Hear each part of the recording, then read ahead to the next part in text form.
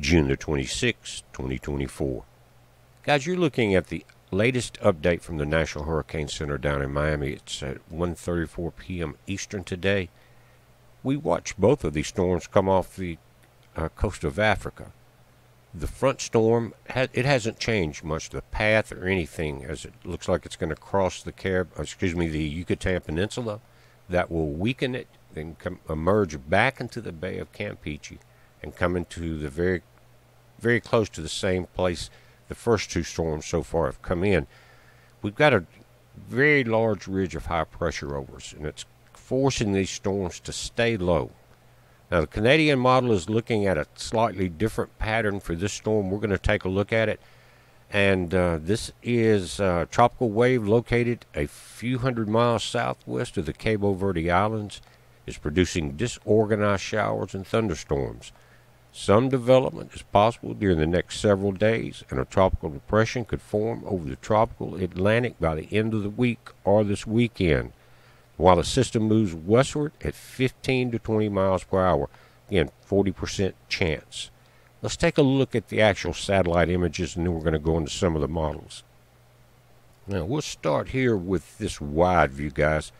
Here's Africa. If you see the outline there, and you can still see in that haze before the sun sets there, we're dealing with that Saharan sand layer. Again, when you mix that with moisture from the hurricanes, it takes some of that out of the air, but it depletes the hurricane of moisture also. So that's an inhibitor, and we're seeing it move across. I've seen it much worse than this, though, in previous years, a lot thicker than that. But here's our first storm, 20% chance of development here in the middle of the Caribbean, right there. And like they said, loosely organized. But now it's past all the islands. It's getting into warmer water. The further it moves this way, the warmer it is. We'll see if it wraps up. Again, just a 20% chance. Looks like it's going to cross the Yucatan and come kind of straight into Mexico here. Everybody needs the rain, guys. I'm not complaining about these storms here coming down. It is severe thunderstorm watches and warnings out, but we need the rain, and it has knocked about 5 degrees off the temperature. The rain hasn't gotten to us yet, but the clouds from west of us have blocked the sun quite a bit. Again, you can tell the difference. It's shaded here, still 101 real feel, but that's a big difference. You can tell it. Anyway, the second storm we're watching, let me pause this right about there. It's here. Again, we're going to look closer at it. And when we do, you can see it's got a good rotational pattern and some outflow, and I think that's why it went to 40%. So let me play this through, and we're going to look at it on the infrared. And just wide view of kind of what all's going on here. Got a good train set up here coming on the convergence zone. And we had seen some drying up of the moisture in the Pacific Ocean. These storms are starting to rebuild, but one thing about it, even with the storm we're seeing coming through our area now, we're dealing with that high pressure, and everything that's getting close to it is getting pushed back, and the moisture's being taken off of it, because not only is it just a high pressure there, but it's extremely dry air between the storms that are coming off the coast and the storms here. It's just a real dry section right in there. It's kind of like a buffer zone. Now, guys, here you can see very well where your larger storms are. We've got another system coming off the African coast now. It's not going to be long before these get more and more serious. We're already seeing it with the two, I call these the Atlantic storms that we've had so far. Another thing I want to point out, you can see the storms that are moving through this area. It doesn't look that bad, but we are in severe thunderstorm watches and warnings. This storm, I said it yesterday, it still has a rotation involved, but the high pressure, guys, that's over this section is moving to the east, and it's pushing this back. This could have been a tropical storm at minimum, but again, the high pressure is very strong, and we're seeing it still push back into the Yucatan and the Bay of Campeche. There is some sections of it that are starting to open it up, but remember, it's moving east, so that's going to open up the western Gulf before too long. We'll just keep an eye on that. Now let's look at a little bit closer at these two sections. Now, bringing in this much, we can still see the two storms in question. We're still going to get closer than this, but there's one that's already sunset over it. Here's the other one right there. And again, the moisture starting to build back. It had dried up. We were seeing it being pulled up into the Caribbean and into the Gulf itself. Remember that? But the high pressure now is fighting this and that drier air. Again, loosely organized set there. And this one is getting a little better wrap. Let's take a look at it in infrared, and we'll see if we can zoom up just a little better. Now, this isn't showing the entire storm that's in the Caribbean. As we're looking at this, it's just where the camera's breaking off here. But you can see this group of storms. Now, again, it's a good thing where it's going. I'm not wishing storms on anyone, but I had mentioned that I wasn't sure exactly what day it was where Mexico City was saying day zero. But for what I understand, it's today, and that was running out of basic drinking water and things like that. So I don't know how these two storms that have came before this one has done for you guys there. Maybe not Mexico City, but some of the other places. But maybe this one will bring enough to at least fill up some of the reservoirs, rivers, things like that. Your aquifer is pretty much dead as far as any of our lifetime, because once you drain them again, it's a big system, and it takes a long, long time for that water to filter down that far and become groundwater. So that's you can't look in that direction. You're going to have to find another means, and one way definitely is collecting it. And guys, I have no idea what the situation is in Mexico City, but if you're running out of water, I remember in at least junior high, maybe elementary, in science, when the environment changes so drastically you cannot survive there, there's three laws. You move, you adapt, or you die, or migrate, adapt, or die.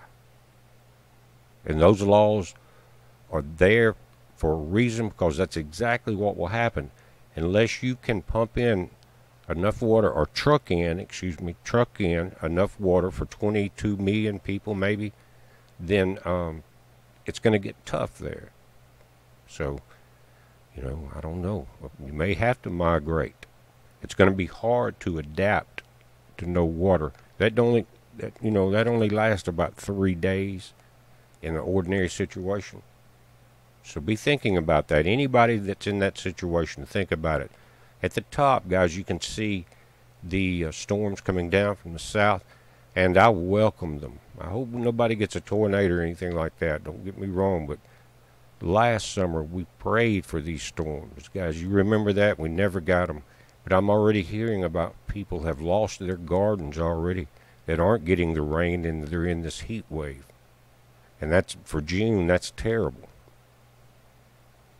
God is going to wake everyone up one way or the other. It may be many different ways, because he needs to wake up different people in different ways.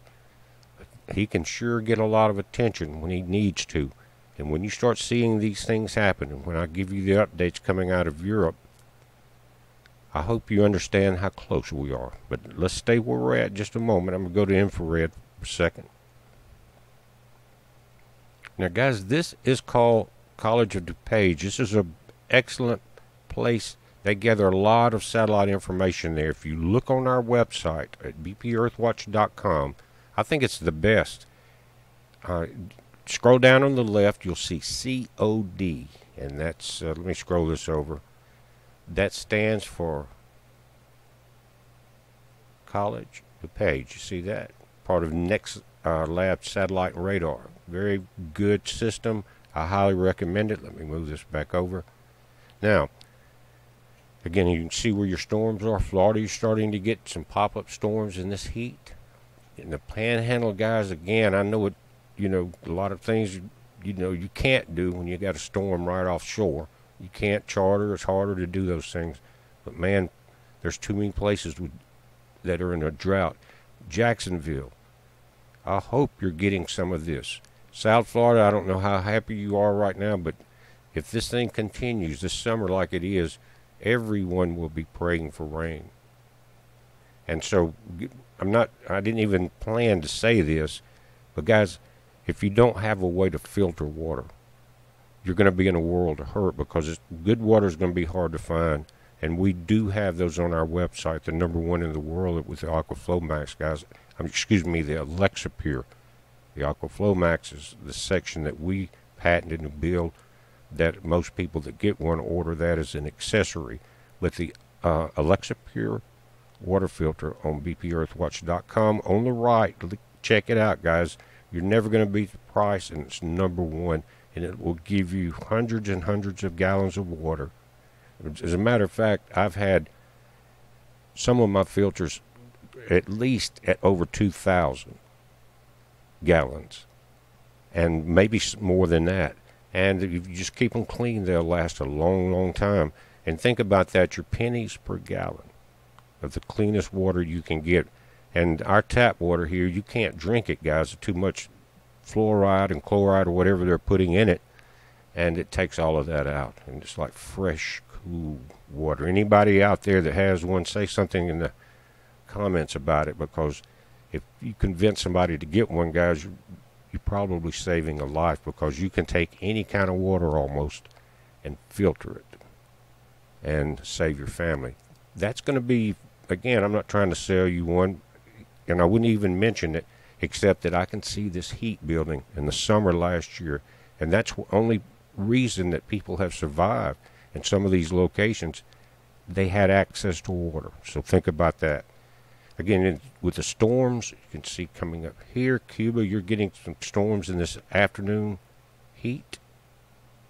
And notice the direction of everything, guys. This is a battle. And while we're here, let's take a look at the water vapor, because that's very interesting in itself in this battle that we're seeing in the middle of the Gulf.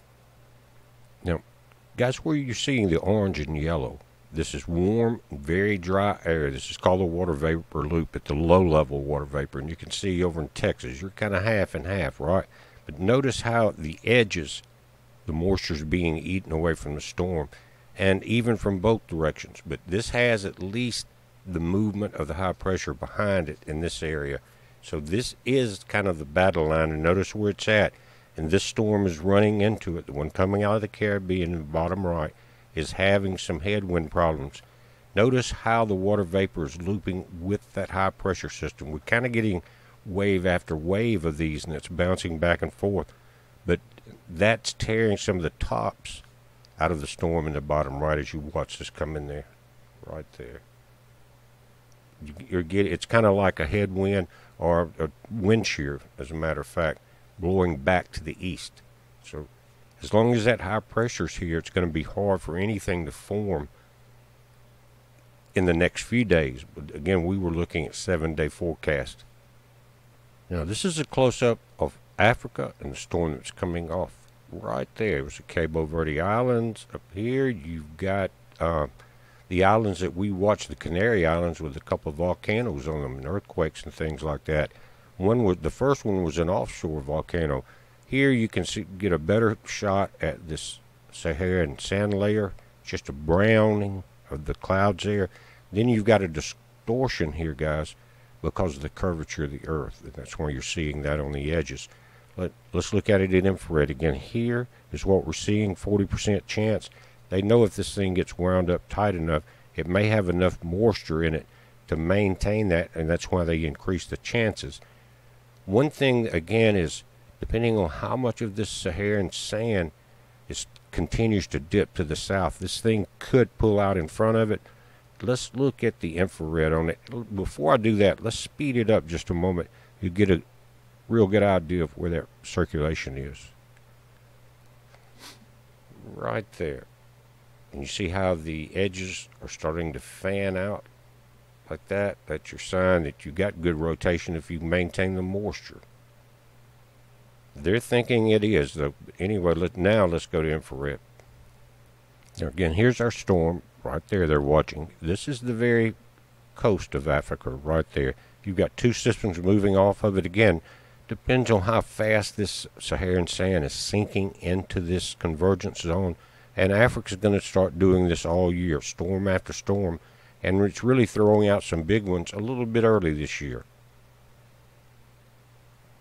And this gives you a very good idea of what they're facing. You're in this area, guys, you're seeing a very large amount of dry air. This is water vapor loop at the low level, closest one they have on the satellite. You got mid-level, upper level. At the low level, you can see a lot of these storms are being absorbed into this high pressure. It's like, a hot hair dryer will dry things out, and that's what we're seeing. When this high pressure starts to lift back, then things are going to come off here fast and heavy. We're just going to have to pay a very close attention to that, and it's already starting. But they're running into headwinds, a hair and sand layer, all the things you see this early in the season. But again, we are not dealing with El Nino. Now, before I go to the models, I want to back all the way out one more time. Slightly different image, but I'm getting fussed at from our friends over in the UK. And so I'm going to start paying more attention to it. Guys, you've got local, like your metro weather and stuff like that, to give you your, a lot of your details on it. But you can see here, you've got a low pressure system here, plenty of moisture in it. Not storms, but a lot of rain. I don't know if you need it or not, but let me tell you something, guys. You've seen it across the rest of Europe. You saw over 1,000 people die in Saudi Arabia. Heat. And so if you're getting it, take advantage of it, save as much of it as you can in any way that you can. I know some people in some places have lost their mind in making laws to where you can't gather or naturally gather or catch water. But I don't know what you'd have to do, but I would try to find some way to do it. And if you can, use glass and not plastics. The more you have, guys, the more you can then filter. You need to, if you've got the best filter in the world, but you have no water access, it's just going to sit there and you're going to be staring at it thinking, why didn't I have at least a few hundred gallons of water? Even if it's in, I've seen it to where, in the office and places like that, they've got the 5-gallon water bottles that you can buy, or Office Depot or any place like Sam's, and you set them down on that cooler. Just buy, if you can't do anything else, get a bunch of those 5-gallon waters. And get the empty ones, or either get them full and you can filter them.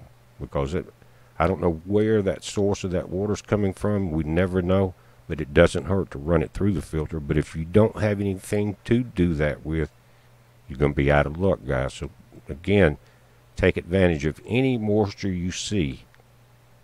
Not by flood this time, although there's terrible flooding up in the Midwest in some of these areas, guys. You're seeing dams fall, and the one dam that everyone's watching, the dam didn't look like it had completely failed, but the water pressure was so great on the edge, it's washing away the big house. It's been there forever, and just doing a lot of flooding. It took out those big steel power lines, the main power lines there. They're crumpled and bent over into the river. So the folks are not only flooded, losing their homes, but I don't know how much power is out in that area. So again, think about that. If you got friends or anybody in those flood areas, call and check on them.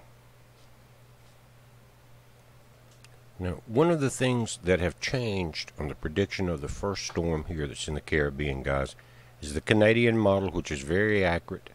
It's got it coming a little further north right there. The other models are going further south. I will point out the Navy model right here, NavGem, has not chimed in on this model yet. Okay, there's not a purple line. This was updated 26 minutes ago, 5 p.m. Eastern, so it's not very old at all. But they had updated this at the 1 p.m. update, but they had not updated the 7-day model where you see the high pressure zones and all of that. But that is the one thing that I've noted. This is going to bring it in closer to where the other storms came in. And I think there's a lot of praying going on in Mexico, especially the Mexico City area. And they're praying hard for some rain. And you've been getting it now, not everywhere, but at least something's coming through that area, and it's moving north up to Baja and places. Everybody's going to need rain this summer. I can't emphasize that. Now, I don't think the Canadian model has updated this physical model of the forecast because it hasn't changed that path. I think that's why it was important to look at that spaghetti model. Now, they have not put up a spaghetti model for the storm that's much closer to Africa yet. Notice where our high pressure is here, and for you guys in the UK, this is that low pressure system that's bringing you that rain. Again, I hope you're not being flooded out, and I hope they don't take all your cows away. The news is not getting any better for that part of Europe, guys. The people running, or the politicians in that area, are doing everything they can to destroy the farmlands in many places across this section of Europe, and it's pretty rough. And you've got that going on. At the same time, the war in Ukraine has, I think they've done a lot of damage. They were a major exporter. Many people call them the one of the bread baskets, you know, for your grains and things like that. So wheat and hay and all the other stuff. So that has been an impact. You've seen many war-torn, scarred fields. There's some planting that's made it through, but many of it has not been able to either, they hadn't been able to either get out there and plant it because of the war, or they've been, a lot of the civilians have moved on into other nations and actually migrated into, either into northern Ukraine or into surrounding nations. Let's play this forward. Again, I don't think they've updated it, and that will just, but we're going to watch it anyway. There's your second storm. First storm, the old model still has it coming in and barely making it out of the Bay of Campeche. Second storm here, following that trail. Now this goes out to July the 6th. Notice that from today to then. Here's your second storm. And again, high pressure bumping in. Notice that. Trying to bump it through, but guys, it's not as strong as it was in the models before. So that may be why the Canadian model, the spaghetti model, has a northerly turn on this storm. So that'd be something to definitely keep an eye on. The Korea is really getting on the radar with a couple of events that are just happening. One is this one, development nightmare for Kiev. That's Ukraine's capital. North Korea sends the first military forces to Donbass with unlimited supplies of ammunition and missiles. Think about that. Who are their trading partners with ammo? Russia, Iran, and China. Very powerful, especially Russia and China. But you can't really take anything away from Iran or Korea, North Korea, because they have not stopped training since before the Korean War. Maybe well, it was always been a warring nation, being there with China and the Korean Peninsula forever, with Japan, and way before the Korean War. There's things that have happened to where they have kept their military updated, in shape, and you better do what you're told there. There's nobody there wearing high heels running a battleship or an Air Force base. So these are strong words. I hope that, and we're just seeing the automatic draft start for 16-year-old male and females here in the U.S. This is going to be a meat grinder, but it may not be the way that it's being projected to be a meat grinder when they said they will be slaughter. These guys are ready, guys. They've got the weapons, and you know they're going to be in technical coordination with Russia. Russia was just there. And with China and Iran.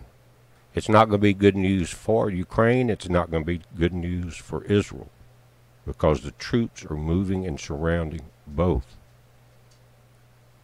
Now, what they're doing, they're sending 5,000 troops to Ukraine in exchange for nuclear technology, ICBM satellites from Russia.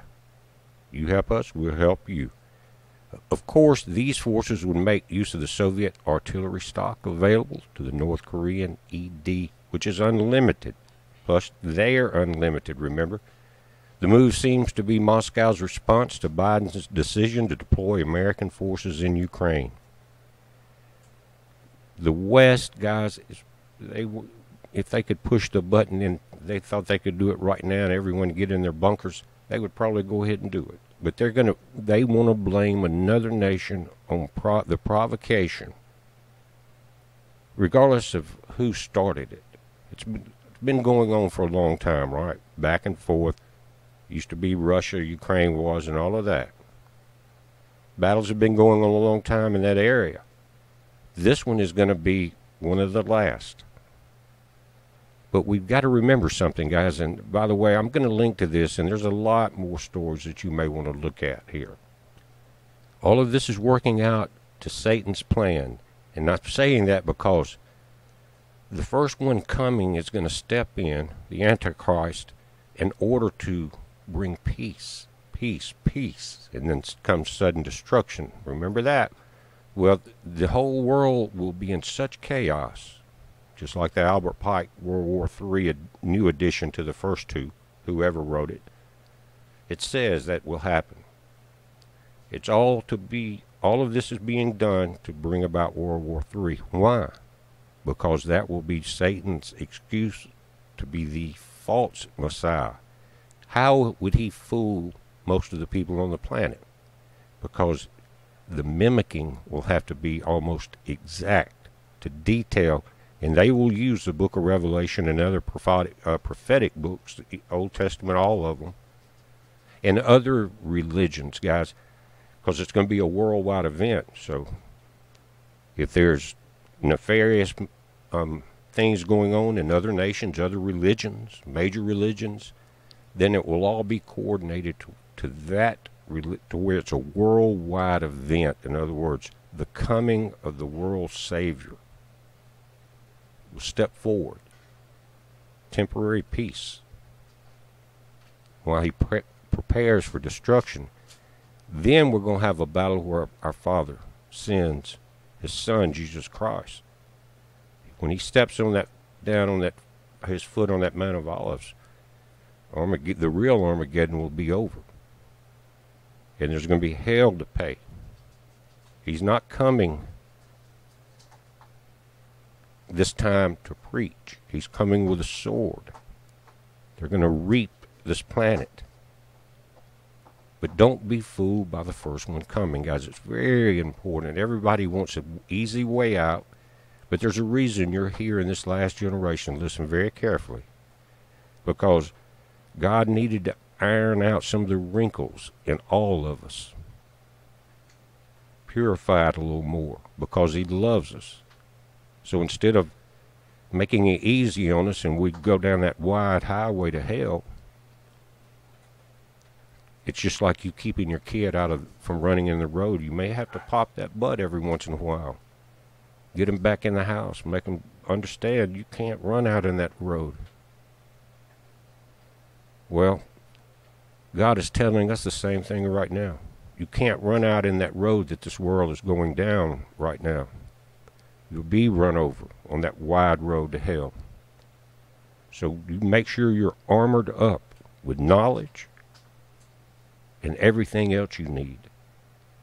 A hardbound copy of the Bible will always be one of the most valuable things you have, other than your water, things you need for your family like that. But that hardbound copy may be one of the last things that you have as far as an access, especially because you may not have power. If we have something go off here in the next few hours or minutes, and again, you need to read some more of these articles here. You'll understand what I'm saying. But if you don't have power, no computers, no cell phones, any of that, go into darkness. I've seen where there's been experiments, guys, of people that said, well, we're going to try it. We're going to go 48 hours, turn out all the power in our house, kids, phones, everything. And no one was prepared. They didn't have enough food. They didn't have enough water. They did not have enough backup power to charge anything. They thought they did. But when you get right down to the nitty-gritty, that's when you find out, right? Kind of like boot camp. So, I don't know. I wouldn't do it in the heat wave, but it wouldn't be a bad idea to start thinking in those terms. What if you had a nuclear war worldwide? Of course, the first things they're going to attack is the power grid and the lines of communication. You understand what I'm saying? And regardless of who starts it, it's not going to end well. But this will not end it if our human interpretations of the book of Revelation and older testaments is correct. It will come to an edge, and if Christ hadn't stepped in, there would be no flesh left Remember? So it's going to get bad. But don't think that that first Savior coming, that's going to be your greatest mistake. Many call that the true mark of the beast, because if you understand the older languages, and many people are going to get mad about this, but and I'm not saying that any kind of chip in your hand, guys, is good. Nothing like that, because you can be permanently tracked, or there can be a kill switch in there. You understand what I'm saying? When it's all said and done, do you really trust an injection in this day and time? Then you haven't been awake. But what they're talking about is the mark in your forehead is your beliefs and your knowledge. The mark in your right hand is your work and what you do with your work. Are you contributing to this biggest church in the city that won't even let the people in a national emergency or national disaster like we saw in Texas and all over? Is that where your money's going? Then you have the mark of the beast in your right hand, the hand that symbolizes your work and your effort. But the most dangerous one, you wouldn't have it in your hand if you didn't have it in your forehead. Where do the angels seal everyone when they come to the four corners? In the forehead. Seal and mark, same words. A little different, but the same meaning. In other words, people have been fooled. He said, do not be deceived, and that's why it says in your mind is that mark. Again, no mark is good, a tattoo or anything, as far as identifying you or controlling you. I'm not saying that's good, and I would highly advise against it. But the deadly thing is that you've been deceived. You see what I'm saying? You think about it. How much trouble would that lead to? It would lead to possibly losing your soul by not understanding what these words mean. And you've all heard, armor up with what? The Word of God. My people are destroyed from lack of knowledge. And what was some of the key words in the New Testament? I think one of the main important sentences was, those that endure to the end shall be kept safe, in the Greek and Aramaic translations of the New Testament. They've got it in English, in King James, those who endure to the end shall be saved. The word is kept safe during that tribulation period, which that is a big deal, right? I'm not saying you wouldn't be saved, but if you endure to the end and you're not deceived, then you have the knowledge that you need that can get you through that, right? Endure to the end, those will be kept safe. How are you going to endure to the end? Because you're going to need to know the Bible as well as you can, because Satan knows every sentence in it. He was there when most of it was written, and his scribes had a good bit to do with some of the translation being a little wrong, and many books being taken out of our Bible, including the book of Enoch, some of the most important work of the day.